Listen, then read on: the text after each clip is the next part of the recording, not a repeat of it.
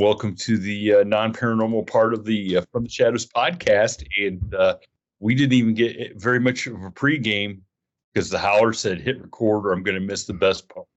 So yeah, because I could just feel it. I could just feel it welling up. And when I told you about the Nigerians coming through with my money, I knew it was a go. Is that the Prince of Nigeria? Yeah, I'm related to some long lost Nigerians. If I just send them my banking routing number and $500 to cover the tax, they're going to give me my inheritance. Well, $500 covers the tax. That ain't much of an inheritance, is it? Well, apparently it's just a good faith installment to get them to release my millions so then I can turn around and pay the rest. Oh, man. Just imagine if one time that was true, if just one time that was true, that's all it would take, and everybody would fall for that, even more than what they do now. Well, I mean, do you think people really fall for it? Yes. I don't know if I've ever told this story, but back when I was, second, third year after I transferred to the Bucyrus Post Office. So we had an older lady who worked there. So this is early 2000s, 2002, 3, something like that. We had an older lady that worked as a sub, okay? And her husband, she was old. I mean, she was considerably older than I was, maybe in her 50s at the time or whatever. And her husband worked part-time or whatever for the car dealership. I think he was retired from his job. And yeah, that's what I'm going to do when I finally retire. I'm just going to sell cars or trailers or something. No, he was a driver for the dealership. Oh, okay. No, I don't want to do that. I want to mix it up and eat popcorn, drink free soda, and make money. Go ahead. Well, anyway, so she was a really hard worker. Worked her butt off and stuff. Oh, I can feel it already. Whenever you say hard worker, I think somebody's getting screwed. Yes, go ahead. Super hard worker. And so one day, we get into a conversation, and she kind of said she's trying to save up some money because she got this email, and it was basically one of those Nigerian scams. Right. She had already sent them money. Now, did she have any Nigerian blood in her? No. She was a good old gal from, I think, straight from West Virginia, from the hollers of West Virginia. Very few Nigerian offspring there in the coal mines. They look like Nigerians at the end of the workday, but they certainly are not related to them. Go ahead. They're not Nigerian. So, and she had already sent money, and I'm talking not $500. She had sent thousands of dollars already. And where was the husband during all this? He was not aware that she was doing this. So she was. Whoa. I mean, okay, go ahead. She was not aware. He was not aware that she was doing this because I think the conversation was, she was retired from somewhere too. Why are you working so hard here at the post office? And she had started just working just for some part-time money, and then she was getting all the hours she could and working super. Well, here she had already sent money and needed more money because then it took you to the next level. You've sent a coin slide. Mm-hmm. Yeah. You've sent this much money.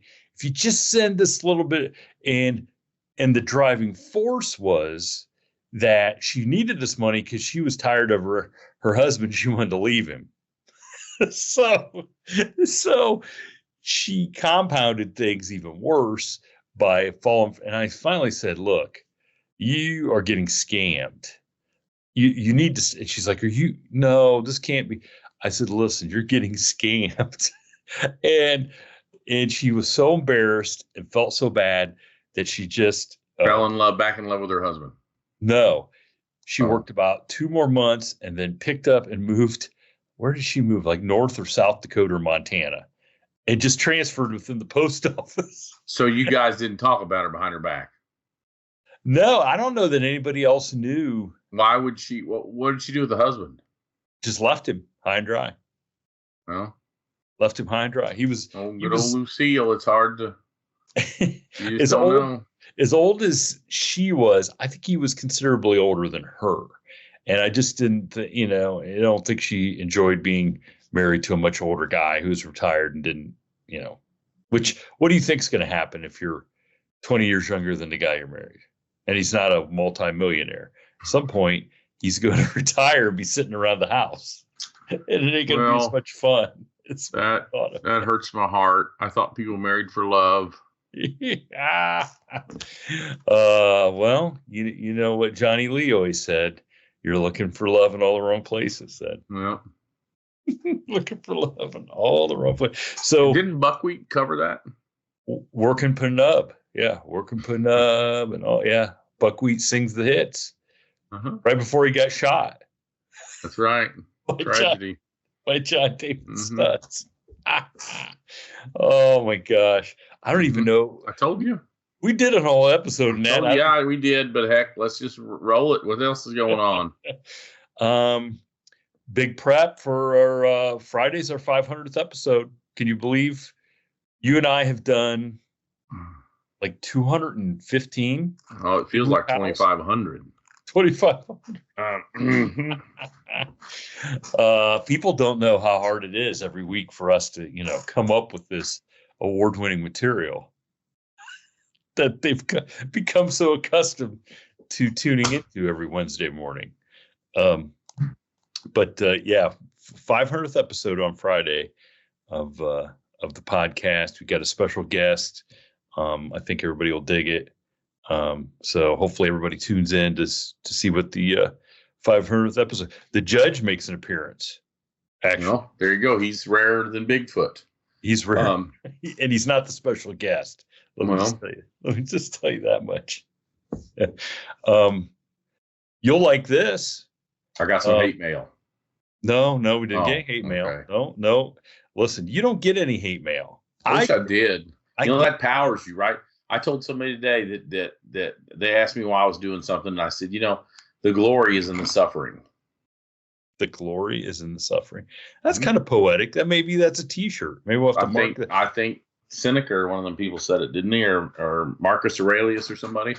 I don't know. I don't know. I was going to say let's bookmark that for Nita, but then it reminded me. Nita got hurt this weekend at a wedding. Oh, did she meet the wrong guy? That not emotionally hurt. This is the kind of hurt that you physically. Can see. Okay, what happened? She reached out for the bouquet and pulled something. No, she did not. I think she'd probably rather have that happen. I think she took a misstep and tumbled down a hill and really jacked her ankle up. Ooh, ankles are bad. She got to have a surgery? I don't think so, but I saw some pictures and it does not look good. Was she drunk? No, she was not drunk. I'm going to say that. I don't know. Well, I'm going to say, girl. I don't know. I'm not going to say. She'll hear this, and I'm sure she'll have some response to that. To that line. I'm not judging. I'm just asking. Ye without sin cast the first stone. I'm just trying to fill out in the blanks of my mind. Your mind about her tumbling down the. Yeah, you know what I mean. No, I just think she took a bad step. It sounded like, and it's an old mailman trick. Once you start to go, you just go. You don't fight it. You know what I'm saying? Because it can only get worse. Can't get worse. So I tell my wife that all the time, and she don't believe it. She don't believe it. Totally different subject. Anyway, we want to send our well wishes out to Nita. Tell her we're thinking about her. Hope she. I think we need from the shadows. We need a prayer list, so they can send us. Yes, like the church does, so they can send us who needs prayed for, and we can ask our audience, everybody, to send out a prayer to Anita this week, right? To Nita, yes. Send it out to Nita. Everybody say a prayer for Nita. If you follow her on social media, tell her get well or whatever. So she's having it rough. But this will be near and dear to you though. My wife decided she had a older Jeep Laredo, wanted to sell it because she wanted to get something new. Okay, she was tired she hadn't had car payment. You drive a new big ass Suburban and you got her in a raggedy old Jeep Laredo? Grand Cherokee. Sorry. So that's one step above. That's what she bought it to do. She bought it when she was still driving back and forth to work to Cleveland. Okay. So anyways, she's had it, she's got rid of her. She had one of those little tiny cars for Cruise. She got rid of that last year. She got rid of the Jeep.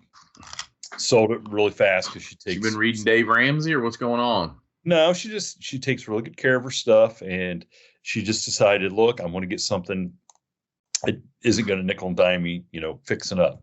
So she put the Jeep up, sold in like an hour. The guy who remodeled our kitchen saw it on Facebook and bought it. So we feel like we kind of got some of our money back for the remodel. Anyway, so we had to go car shopping Thursday and Friday. One of the things I hate the worst, car shopping. But she ended up Friday. The car she went test drove Thursday. She was just gonna get a brand new car, and when the payment stuff came, it was astounding. Like your first house payment. What first house payment? My first house cost $80,000. My house payment was like $300. Yeah. No, I wish if it would have been $300, she'd have bought two of them. I mean, what are you talking about? The payment. Now, mind you, my wife has an 838 credit score. That's her first mistake. They think she'll pay it. They'll think she'll buy it. Yeah, something she can crazy. Afford it. And they could, and this was the deal. I think she was looking at a Ford Edge, and the payment she was going to put, I think $3,000 down. Payment was going to be over like $750. Well, and she's just like, I'm not paying that for a car. That's insane. That's more than. So what is she just walking now, or you? No, you two carpooling? No. So we, she did some more searching, and she called me Friday, and she goes, "Hey, as soon as you get home, we're gonna go down and test drive a truck." Because she's been after me to buy a truck, want me to trade my Suburban in on a truck, and I'm like, you buy a truck if that's what you want, because she doesn't drive to work anymore. She's, she home. She works from home. So why would she need a new car at all?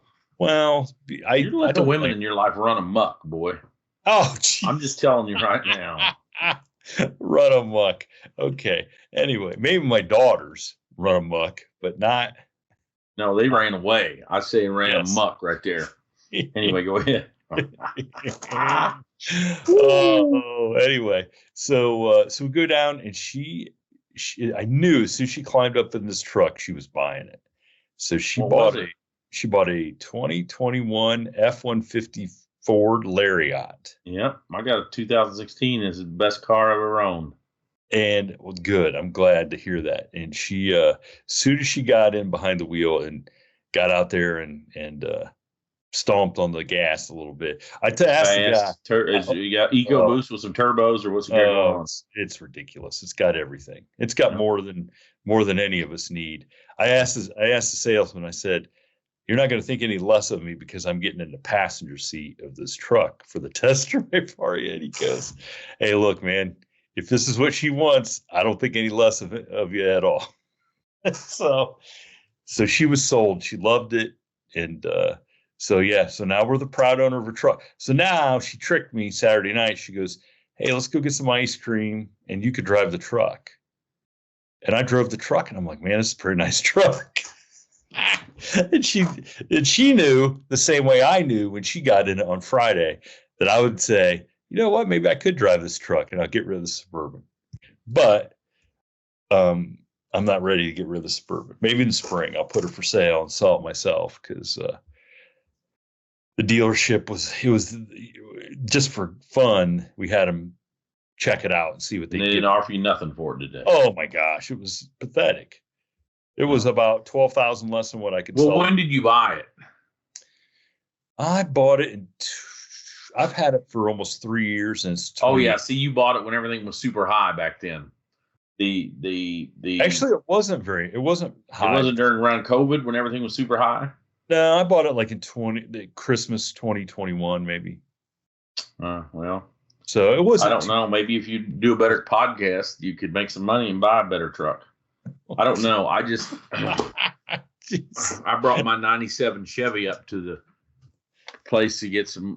Me and my boy did a front. Anyway, I've been working on it off and on last year or whatever. So it needed back brakes. I needed a front end. I bought new tires last week. I needed some front end line, so I brought it up there. They called me this afternoon, and he says, "Hey, man, these front back brakes," which I knew anyway. Moral of the story is to do my front end alignment and fix an idler arm and do my brakes. Everything's gonna be $960. And he humming around, and he humming around telling me about all what it needed and what they were going to do and how they were going to fix this. I said, dude, just give me the price, buddy. And they must make a good commission because I told him just to fix it. Jeez, Sal. He was happy, but so I put between the tires last week and all this work this week, I put $1,500 in a $2,500 truck. But it's paid for. It's paid for, and it'll last as long as I don't let my kids drive. It'll probably last a long time.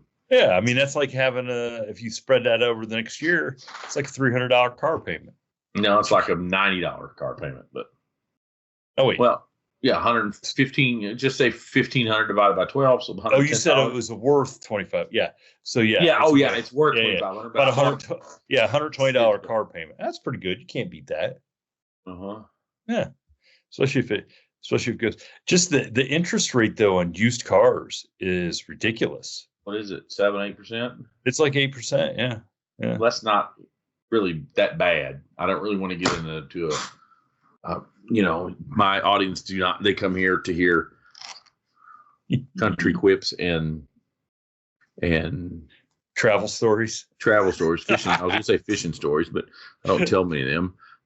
Certainly not financial advice, but as I told the guy today that it's too late. This world's broke money wise. If they don't get the money fixed in this country, it ain't going to matter who's in there. It was interesting. I heard something about. And the only way to fix the money is this interest rate really needs to be 12-13% for a year and a half or so, 2 years. Well, dude, when you and I were growing up, it's the way it was, man. There was a point where I think the interest rate was 20%, wasn't it? Yes. In the late 70s, early 80s, yes. Under that's Carter. Early 80s. That's what they had to do to stop the inflation from the late 70s. That's the only way to cure inflation. We've got $1.3 trillion because the debt's so high. The U.S. debt is so high. They're dumping $1.3 trillion in a year just to service the debt. So it's not a policy issue. It's a government printing all this money to pay the debt we don't have. Does that make sense? So yeah, I heard all this money is getting dumped into the economy. Yeah, and to tell you how far $1 trillion went in 2003. Okay, yeah. That was what the first 10 years of war in Iraq and Afghanistan cost in 10 years combined was right about $1 trillion, and now we're dumping that in every 10 months to service the debt. Jeez. So, well, I heard a financial thing that it really, when we went off the gold standard under Nixon, yep. that really started the downward spot. Yep. So anyway, the only thing rarer than Bigfoot and your dog man is an honest politician. So that's what the new hope is. The new search should be: is there such a politician that's honest? And we should have a little people chime in every week. Oh, I think I saw one over here at the fair. I think I saw one over here at this. So the real question is, could you and I be the ticket? The president, vice president ticket. Now I could be the king for a day. I could certainly be an emperor for a decade or two. Yes, but I'm not pragmatic. I am not going to, and here we go, going down somewhere we shouldn't go. We're just talking about me and you. We're not talking about I'm not gonna negotiate with dumbasses. Okay. So the real downfall in our political system is the fact that we allow people that cannot manage their personal lives to have a say in this giant thing we call America. Does that make sense? Yeah. So, no. You know what I mean? Yeah. So I'm going to have to put them back in the fields or the factories for a few years till they wisen up. If I'm the emperor, before I let them come out. Make all the politicians go back. Is it McDonald's, right? Isn't I would say, I can't even talk about what I want to do with the politicians in the world. So let's go back to. But don't all the McDonald's upper management go back and work in restaurants for a week every year just so they remember what it's like? Maybe that's what you should know. do. You know, my favorite two McDonald's stories, they got sued because the ice cream machine out west, you know, they always say it's broke, and that's a scam because they don't want to clean it. And they got sued. And then this big one, this guy owned like 100 or 200 franchises out in the Southwest. And he said he had to round up, listen to this, all the change was in 5s or 10s. I mean, you know, so when your Big Mac meal or whatever, it was not $9.33. It was either $9.30 or $9.35. Yeah. Okay. Okay. Because his theory was the kids nowadays can't count to make change. You know what I mean? That screws them up with the extra. So he had to round up. So basically they were saying he stole 2 or 3 cents from every transaction from every transaction out of a couple hundred McDonald's. To the tune of $6.5 or $8 million a year for the last 15 years. So he charged more for a Big Mac than the guy. Just a couple cents more. He just rounded up. Just a couple cents more. Just rounded up to the next. So his cash registers would not ring up 5 cents or you know below 5 cents or 7 cents or you know what I mean. It'd go to 10. Yeah, because all that stuff is dictated by corporate. Which you're Bucyrus, Ohio, you get to charge, you know, $3.59 for a double cheeseburger. So anyway, he rounded up and made all this money, and then told them to go screw themselves when they called him on it.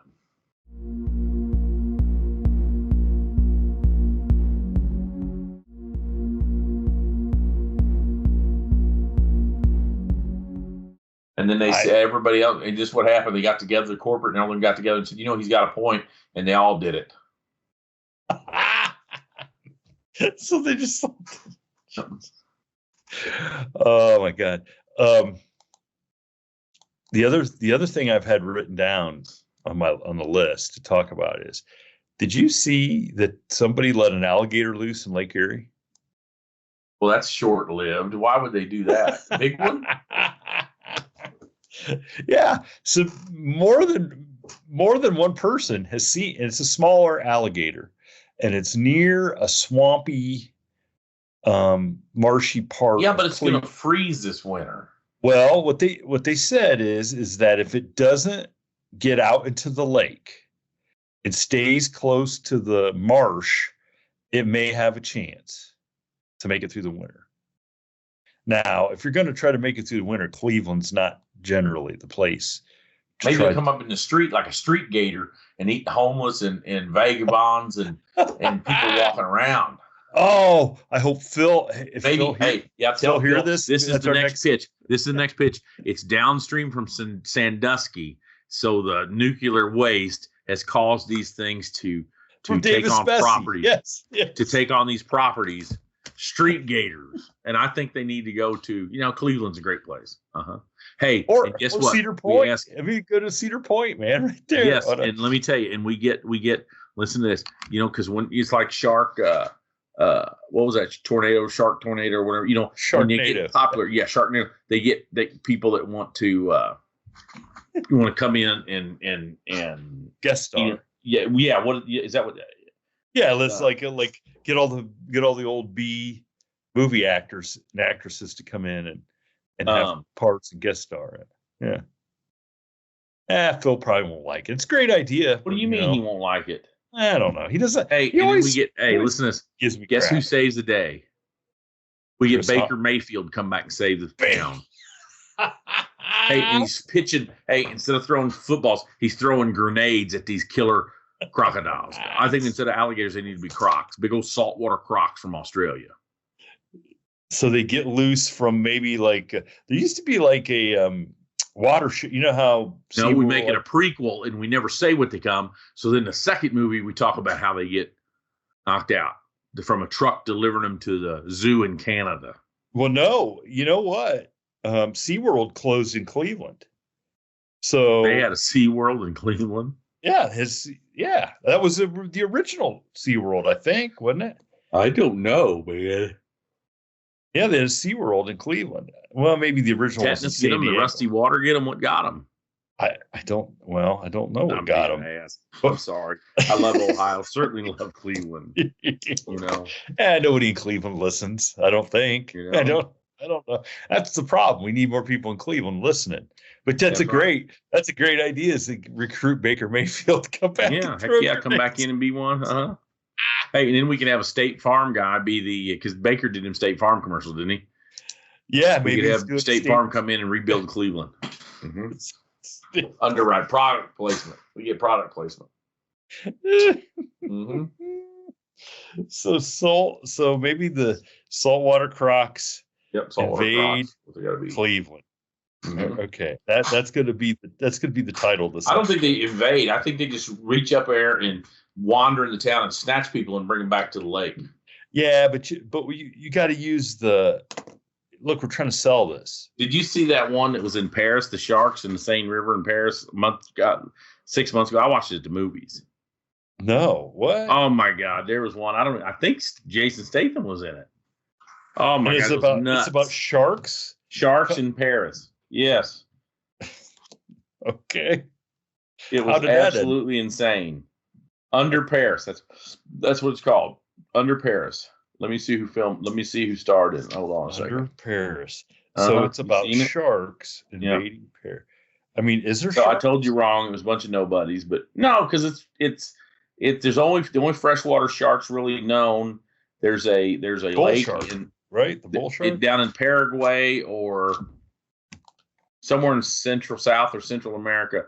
They've got one that supposedly. I think bull sharks can run up like the Mississippi, Hudson, right?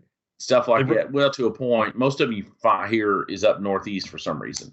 But there's a big lake down in South America. What's on the west coast of South America? Chile? Pacific, right? Yeah, but give me the landmass. Oh. Brazil?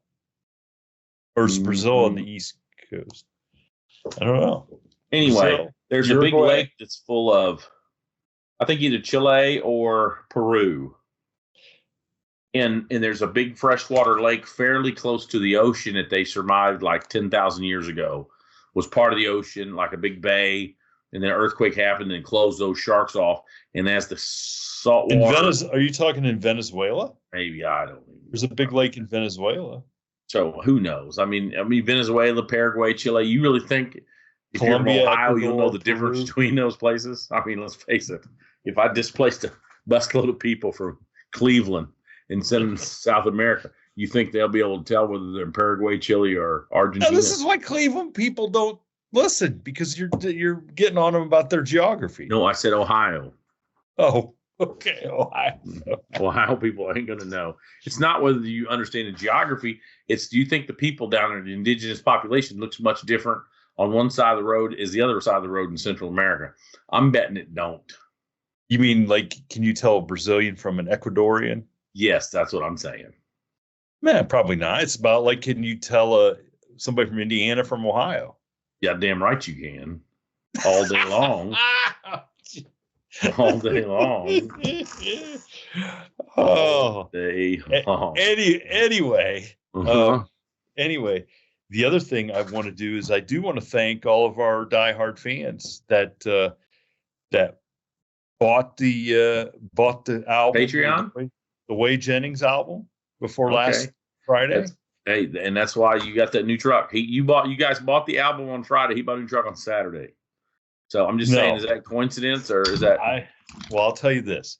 I'll tell you this much. So going into last week, the talk was they were kind of worried, and I'm not going to give specific numbers. I mean, I will give them to you off the air, and you'll be surprised.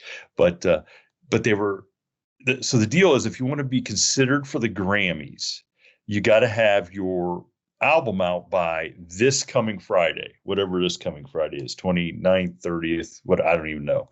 But by this coming Friday. So they were really worried that Way's album would not even make it into the top 20 on the day of on release day. And because there's people like some big names like Lainey Wilson and Thomas Rhett, and those guys put out albums because they want to be in Grammy consideration. So there was a huge push actually from fans I bought enough albums that on Friday, then when it came out, it debuted. At one time, it was number 7 on the country chart, right behind Post Malone and right in front of Jelly Roll. And at one time, how would you like between them two in real life? Yeah, it'd be interesting. Anyway, and it was like number 39 on the all genre chart for iTunes. So, needless to say, it was a big surprise. It was pretty cool. It coincided. Forbes, can you believe that Forbes did a really good article on Waylon Jennings? Really nice article, pretty good. And then he had taped a interview with his uncle. So Shooter Jennings is his uncle, and has a show on the Outlaw channel on Sirius. And so it was playing Saturday night and played Saturday, Sunday, and I think it's, when this comes out, I think it's playing tonight at midnight, Wednesday night at midnight again, if anybody wants to listen to it. But anyway, it was a real good interview. We had no idea if they were going to play any songs that, me and David Wade wrote. And lo and behold, they did. As one of Shooter mentioned a couple of our songs that were some of his favorites, and they did play it. So it was kind of like a cool weekend. I marked something off the bucket list, having a song played on XM. Technically had a song in the top, or an album, part of an album in the top 10. So it was kind of cool. I did tell Wade, though, I said, so this is how bad it is for songwriters. All right. If this would have been 30, 35 years ago in the heyday of album sales, when I woke up on Friday morning and heard that the album was number 7 on the chart, there would have been 2 blondes and a new Trans Am in the driveway. Well, either that, or I would have retired that day, that morning from the post office, because the amount of money or the amount of albums you'd have had to sell back 30 some years ago to be in the top 10. I mean, you're talking like 500,000, 600,000, 700,000 albums, and the first day. That would be a lot of money to have 3 songs on an album. Sadly, I made more money working at the post office on Friday than I probably will. How many albums getting you in the first number 1 slot now? Not that many. Not that many. Yeah. We have more listeners than there would be album sales for, so, and just in case anybody, we don't have millions of listeners. Well, I feel like they're worth more than millions. Okay, what's that? I'm just telling you, they're worth more to me than me. I'm about quality. Yeah, okay? No, I agree. We have great fans. I mean, we have some fans that really dig the music. There's some dudes that are really into, one guy is a kind of a musician himself, and I mean, these guys really dig, this is their style. No, this isn't everybody's style. This is older, country stuff. Feel. You know what I'm saying? I mean, it's not everybody's style. Young kids aren't going to love it and stuff unless they're talking about Zach Bryan and Cody Johnson and those people. But no, we have great fans, and I know that a lot of those guys streamed it, pre-saved it, did all that stuff. So I appreciate them. I mean, they're the reason we're getting ready to do 500 episodes too, So I know some days I got to talk you off the ledge, but there's people out there every week that can't wait to hear, especially Ed. Ed can't wait to hear you talk every week. Ed calls me just to hear me talk some days. He's on the road. Usually when he's at a law enforcement contact, he wants to call and tell me. Like ask for help? Or tell me what dipshit troopers were or whatever, He was a little bit dumber. Maybe he'd have been a cop, shit like that. Well, why does Ed keep getting pulled over by law enforcement? Well, because he's dude, how many times am I gonna say it? He's Rip. I mean, you watch Yellowstone and Rip, this guy lives by his own rules. You know what I mean? He's a free man, right? And that's the thing about being free man. You just gotta be on your own. You know what I mean? Like my little brother's the same way. I got a little brother like that. They're just out there doing what they're doing, and sometimes the law gets in the way. That might be a song. I might have to write down some ideas here, and we'll write a song about Ed and your little brother. There you go. Now wouldn't that be something? Yeah, it would. So other than that, how's school starting in the Ozarks?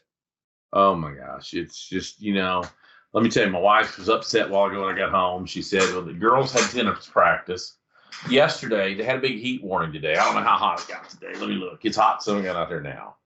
They said it was going to get 100, but I don't think it got that far." Okay. Yeah. So they got a heat advisory until 2:45 Tuesday, August 27th. So it says it right now. It's 89 degrees at whatever time it is, 7:18. You got 96 today. Going to be 94 tomorrow. So my wife asks me. So it's cooler there than it is here. Just was it not how hot was it for you guys today? It was mid 90s, but it's going to be 98 tomorrow. So bottom line is, she said they're not gonna make those football players practice in that heat, are they? And I said, no, because I miss your rules. I'll bring them in the gym and make them do something, right? Mm-hmm. So I get home a while ago, and she said, the athletic director went out and stopped the girls from tennis practice and said, whoa, you can't be out here, and sent them all back in the gym. And she said she rolled up, and the pole football team was out on the line running out there in the fucking field. And she's upset, and she says, I'm not going to complain, but I hope somebody does, that they were making those boys do that. And of course, my son came right home and started working on ate a big bowl of something, and went out and started working on his Camaro. So that's about how much it fazed him. So, listen, I think you and I are on to something. My one buddy, Ryan, who works at the post office in Mansfield, just sent me a link to a movie he just watched. You want to know what this 2011 low budget American thriller was called? In the Lake Erie, or what was it? It's called Swamp Shark. There you go. Swamp Shark. Mm-hmm. Oh my God. An animal smuggler accidentally releases a large shark into a swamp near a town, and the shark happens to like the taste of humans. Mr. Hall of Fame third baseman Wade Boggs plays Deputy Stanley in this. There you go. Perfect. So, you know what I think? Maybe it should be a wintertime one. Okay. Where they break the ice. You know how them guys go out there and ice fish? Oh my gosh, yes. And they get underneath there and they break the ice. Maybe we make a giant walleyes that have come in from the deep because of the waste from Sandusky, right? And they broke under the ice, and they've got 100 people, 50 people, 20 people, whatever, trapped out on this ice. Oh, the big ice, like a piece of ice floating in. Yes, you know how it breaks away sometimes. Yes. And it's bad weather, and the Coast Guard can't fly, and yeah, that's fucking walleyes, giant walleyes. Now let me tell you something.